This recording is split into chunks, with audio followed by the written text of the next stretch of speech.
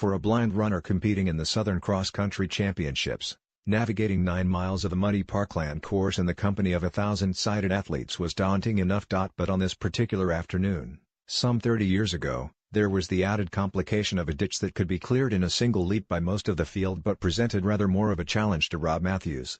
3 times, as his guide that day, we tried to clear that damn ditch without breaking stride, and 3 times we hit the deck. Not once did Rob complain. Not once did he suggest that the then teenager attached to him by a short, double-looped rope might wish to time the moment when he said now with a touch more precision. This was one of the many occasions when I found myself in awe of the bravest man I've ever known, a man who overcame so much adversity during a remarkable life and one of the finest careers in British sporting history. He was the first blind runner to break 2 minutes for 800 meters. That performance in Brighton alongside our coach, Vic Smith, was one of 22 world records he set, and between 1984 and 2001 8 Paralympic gold medals, normally the result of a fierce finishing kick. In his prime he was so good he regularly sought competition against sighted athletes, and for 2 consecutive Paralympics dominated middle distance running with golds in the 800 meters, 1,500 meters and 5,000 meters.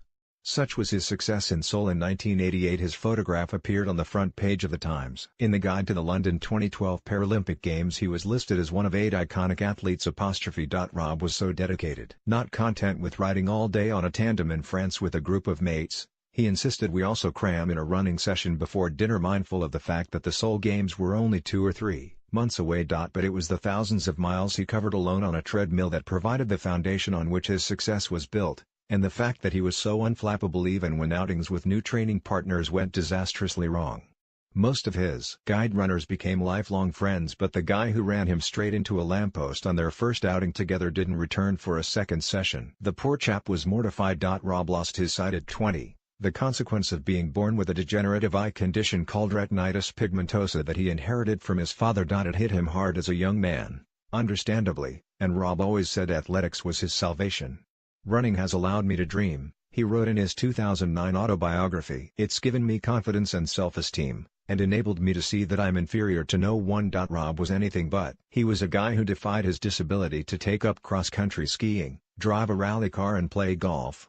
With his first wife, Kath, he bought a tandem after catching the cycling bug on that trip in 1988 and pedaled all over Europe. He had an amazing lust for life, a fantastic sense of humor, and always took a keen interest in other people. It helped him forge a career as a sports massage therapist. He also received an MBE in recognition of his sporting achievements. Rob married Kath in 1994 and they had some wonderful years together in Leamington Spa. But one night in 2003, only hours after falling ill with what the family thought was little more than a virus, Kath died of a brain hemorrhage. She was 38. I have a haunting image of Rob standing alone at the grave at Kath's funeral, and his family and friends were deeply concerned for his well-being. At that time in his life, Derek Jones, another guide runner, and his family provided incredible support. As did Rob's sisters. Again, however, running came to Rob's rescue, offering some direction, a form of much-needed therapy. He competed in his 7th Paralympic Games in Athens the following summer. It was on a trip to New Zealand in 2006, however, that Rob found happiness again.